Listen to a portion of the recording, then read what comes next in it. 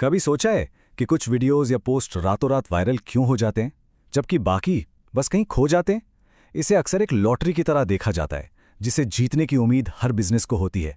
लेकिन क्या ये सच में सिर्फ किस्मत का खेल है, या इसके पीछे कोई गहरा विज्ञान छिपा है? जब भी कोई पोस्ट वायरल होती है ना, तो हम सबके दिमाग में यही सवाल आते हैं। आखिर इन्होंने ऐसा किया कैसे? क्या टाइमिंग सही थी? क्या हैशटैग सही थे? या बस किस्मत अच्छी थी? ये सवाल हमें उलझा सकते हैं और ऐसा महसूस करा सकते हैं कि हम एक ऐसा खेल खेल रहे हैं जिसके नियम हमें पता ही नहीं है।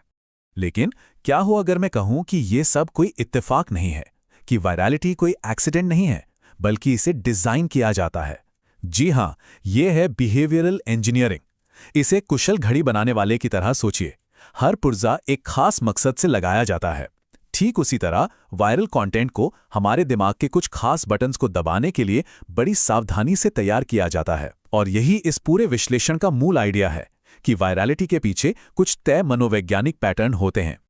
फेसबुक से लेकर टिकटॉक तक प्लेटफॉर्म्स तो लगातार बदलते रहते हैं और उनके एल्गोरिदम्स हमेशा एक पहेली बने रहते हैं। लेकिन एक चीज है जो कभी नहीं बदलती, और वो हैं हम, इंसान। हमारी भावनाएं, हमारी प्रेरणाएं और वो वजहें जिनके कारण हम कुछ शेयर करते हैं, वो हमेशा एक जैसी रहती हैं। तो यहाँ दो अलग अलग तरह की सोच हैं। एक तरफ तो ये मिथक है कि वायरलिटी बिजली की तरह है, आप कभी नहीं जानते कि ये कब और कहाँ गिरेगी। ये पूरी तरह से किस्मत, ट्रेंड्स और टाइमिंग का खेल है। लेकिन दूसरी तरफ हकीकत ये है कि वायरलिटी एक विज्ञान है जो इंसानी मनोविज्ञान, तय पैटर्न्स और इमोशनल ट्रिगर्स पर आधारित है। और जैसे ही हम अपनी सोच को किस्मत से हटाकर मनोविज्ञान पर ले आते हैं, हम अंधेरे में तीर चलाने की बजाय एक ब्लूप्रिंट पर काम करना शुरू कर देते हैं। तो ये सब सुनने में तो बहुत अच्छा लगता है, पर इसे असल में इस्तेमाल कैसे करें? चलिए अब उन 3 शक्तिशाली मनोवैज्ञानिक ट्रिगर्स में सीधे गोता लगाते हैं, जिनका इस्तेमाल आप आज से ही अपना कंटेंट और ज्यादा शेयर करने लायक बनाने के लिए कर सकते हैं। पहला और शायद सबसे पावरफुल ट्रिगर है पहचान, यानी कि आइडेंटिटी। कभी कोई मीम या पोस्ट देखकर ऐसा लगा है, अरे ये तो बिल्कुल मैं हूं। हम कंटेंट इसलिए शेयर नहीं करते कि वो जानकारी भरा है, बल्कि इसलिए करते हैं क्योंकि वो हमारे बारे में कुछ कहता है। हम कौन हैं या हम कौन बनना चाहते हैं।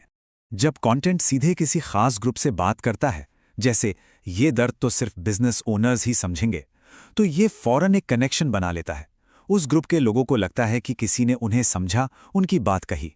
उस पल में शेयर करना सिर्फ एक बटन क्लिक करना नहीं रह जाता, ये एक ऐलान बन जाता है। ये कहने का एक तरीका है, हाँ ये मैं हूं, मैं इस ग्रुप का हिस्सा हूं। अगला ट्रिगर थोड़ा हटके है। इसे कहते हैं डुअल इमोशन कॉन्फ्लिक्ट।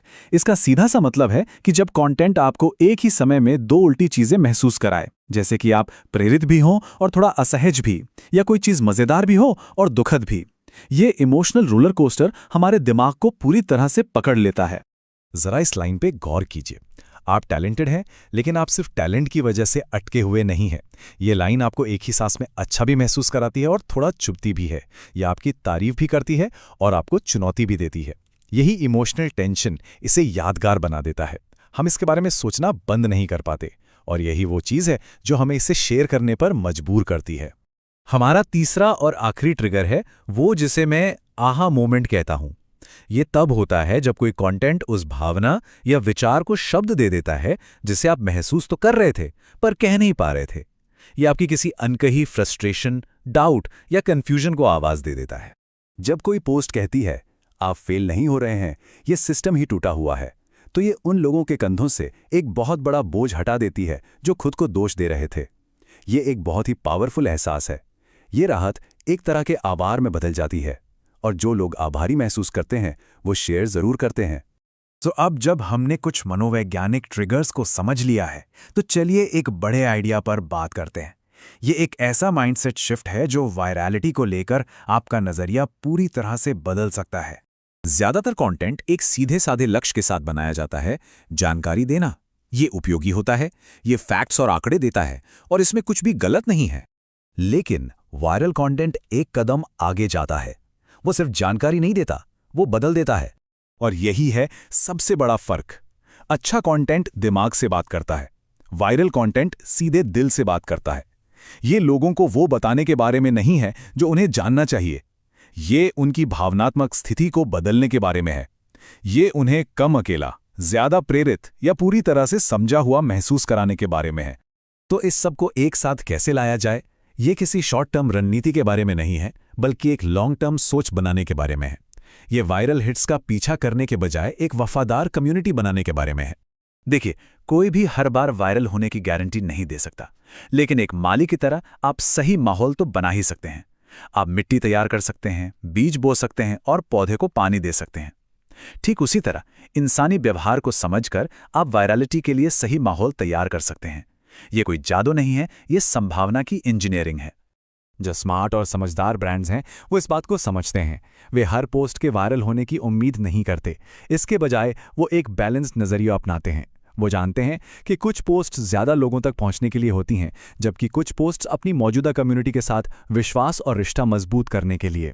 और आखिर में बात बस इतनी सी है, शॉर्ट टर्म वायरलिटी आपको ट्रैफिक में कुछ हाल देती है, लेकिन जब आप लंबे समय तक अपनी ऑडियंस के व्यवहार से जुड़ते हैं तो आप एक ऐसा ब्रांड बनाते हैं जो हर मुश्किल में टिका रहता है। यही एक पल की जीत और एक स्थायी विरासत के बीच का अंतर है। तो अगली बार जब आप कंटेंट बनाने बैठें तो खुद से ये मत पूछिए एल्गोरिदम को क्या चाहिए, इसके बजाय ये पूछिए मैं किस इंसानी व्यवहार को जगा रहा हूं। ये एक छोटा सा बदलाव है जो आपके बनाए हर कंटेंट को बदल सकता है, और यही किस्मत को रणनीति में बदलने का असली रहस्य है।